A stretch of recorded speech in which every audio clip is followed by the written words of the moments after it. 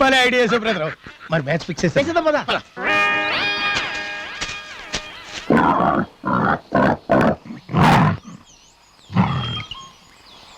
వేయరా వేయ్.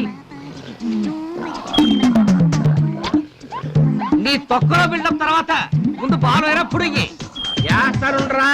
One day international ఉమ్మెట్టి తోమాలి కదా.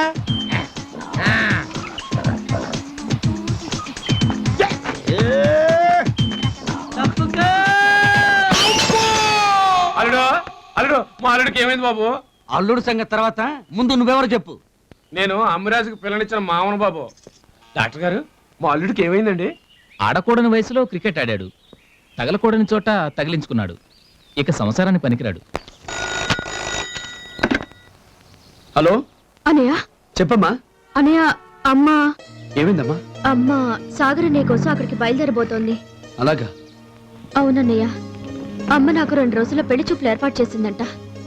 ఉత్తరం రాసిన, టెలిగ్రామ్ ఇచ్చిన, సాగర్ అన్నయ్య ఎటూ రాడు, నేనే దగ్గరుండి తీసుకొస్తానంటోంది. ఎంత చెప్పినా వినడం లేదు. ఇప్పుడేం చేద్దాం అన్నయ్య? సాగర్ అనే వస్తున్నాడని అమ్మకు చెప్పమ్మా. అన్నయ్య నువ్వు చెప్పమ్మా.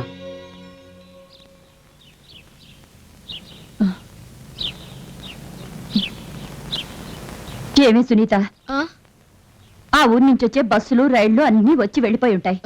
నువ్వేమో వాడు వస్తాడని చెప్పాడన్నావు. ఏడి? అన్నయ్య నాతో స్వయంగా చెప్పాడమ్మా. ఒకవేళ ఈ రోజు ఏమన్నా బయలుదేరతాడేమో. ఏదో ఆటో వచ్చినట్టుంది. ఇదే ఆఖరిసారి. వాడు వచ్చాడో రాలేదో నువ్వే వెళ్ళి చూడు.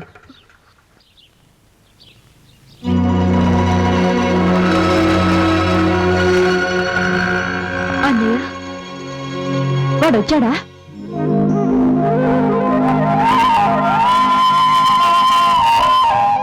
నమస్కారం అమ్మా. ఇతనెవరు? ఈయన ప్రభు అన్నయ్య అని సాగర్ అన్నయ్యతో పాటే పనిచేస్తున్నారమ్మా. అయితే వాడు రాలేదన్నమాట. అవునమ్మా, అర్జెంటుగా ఢిల్లీ నుంచి పై ఆఫీసర్లు ఏదో మీటింగ్ ఉందని రమ్మన్నారు. వెళ్ళక తప్పలేదు. వాడో పెద్ద ఆఫీసరు. కనీసం తల్లిని చూడ్డానికి కూడా తీరికలేదు. వాడు నా బిడ్డ అయిన తర్వాతేనయ్యా ఆఫీసర్ అయ్యింది. వాడు ఆఖరి నిమిషం వరకు మీ దగ్గరికి రావాలని అనుకున్నాడు, కానీ రాలేకపోయాడు. వెళుతూ వెళుతూ నాతో అన్నాడమ్మా, తను రాకపోతే నువ్వు తట్టుకోలేవు.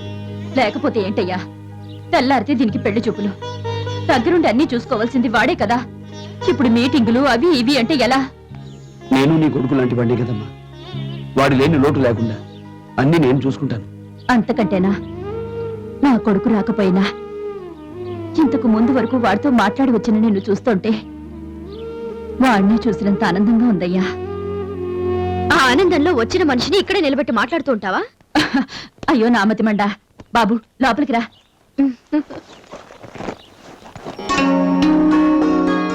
చూడయ్యా, ఇంత వయసు వచ్చినా దీనికి దీని అన్నకి నేను ముద్దలు కలిపి పెడితే కాని అన్నం దిగదు. కాని వాళ్ళిద్దరూ ఒకటై ఇప్పుడు నన్ను ఏడిపిస్తున్నారు. ఏమే, ఇక మీదట నువ్వు మీ అన్నయ్య ఒకటి, నేను నా పెద్ద కొడుకు ఒకటి. నువ్వు పట్రా. చెయ్యేంట్రా, నోరు పట్టు.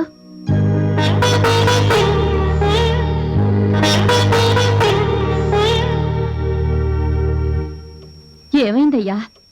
కారంగా ఉందా? లేదమ్మా, నా తమ్ముడు గుర్తొచ్చాడు. ఓహో, వాడు కూడా నా కొడుకులాగా నీకు దూరంగా ఉన్నాడన్నమాట. కాదమ్మా, వాడు చనిపోయాడు. అయ్యో, ఇదో పిచ్చిది.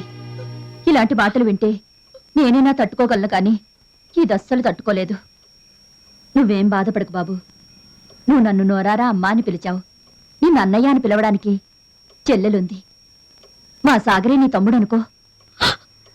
యారా, ఈ కాలం పిల్లలు ఎవరైనా తెల్లారితే పెళ్లి చూపులు పెట్టుకుని ఇలా ఏడవడం చూసావా? చూశానమ్మా, ఇదిగో ఎదురుగానే ఉందిగా అని ఎక్కిళ్ళు పెడుతూ. అన్నయ్య లేకపోతే ఏంట్రా? చూడమ్మా, చెల్లె సంగతి నాకు వదిలి, రేపు పెళ్ళోళ్ళు వచ్చే లోపు మహారాణిలా నేను తయారు చేస్తానుగా. ఏంటన్నయ్య ఇది 2 జళ్ళు వేసావు? ఒరే ప్రభు, నిన్ను వెతుక్కుంటూ ఎవరో వచ్చారు చూడు. నా కోసమా?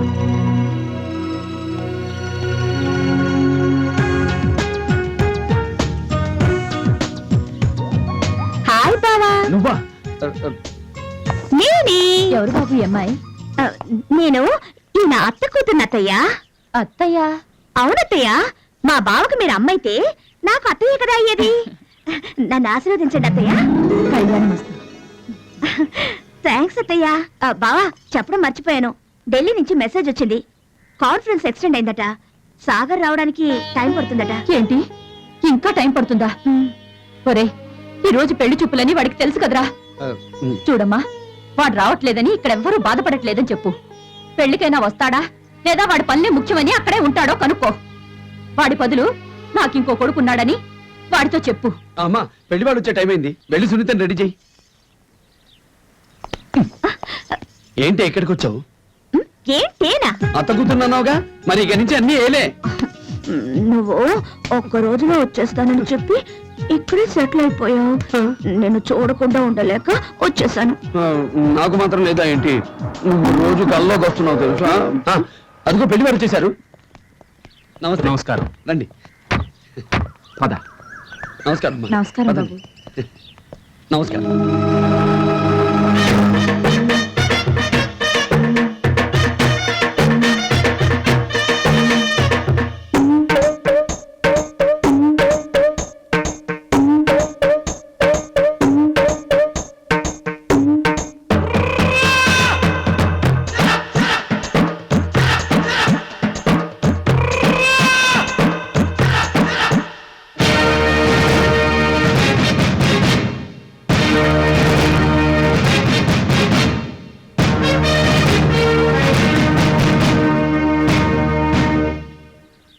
నమస్కారం అన్నయ్య గారు.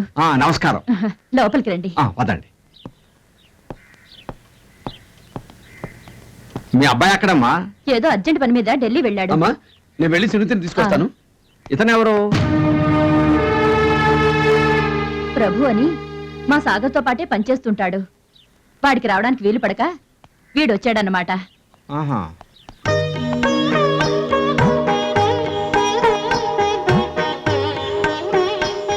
ఏదో పద్ధతి కోసం పెళ్లి చూపులు గాని మా వాడికి ముందుగా నచ్చబట్టే కదా మేము కోరి ఈ సంబంధం చూసుకుంటుంది. సునీత, నువ్వు మా అందరికీ నచ్చావు. మా వాడు నీకు నచ్చాడో లేదో చెప్పు.